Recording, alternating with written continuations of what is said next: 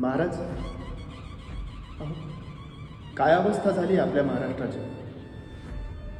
एकीकडे पक्षघात तर दुसरीकडे जातपात. मी झालो भगवा तर तू हिरव्याची जात. आपलेपणा सांभाळत युद्ध तुम्ही लढली, भाऊबंधू सांभाळत माणुसकी जपली. आता वार होतोय क्षणोक्षणी इथे सत्तेवर बसण्याचा, आणि माणूसच हरवतो इथे माणसाला राज्य करण्याचं. काय बोलावं आणि कुणाला बोलावं हेच कळेन असं झालं.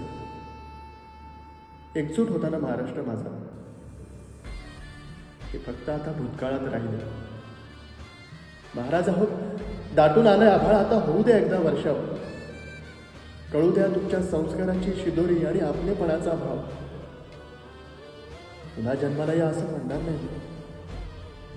आपण जागृत करा सर्वांना, एवढीच फक्त विनवणी.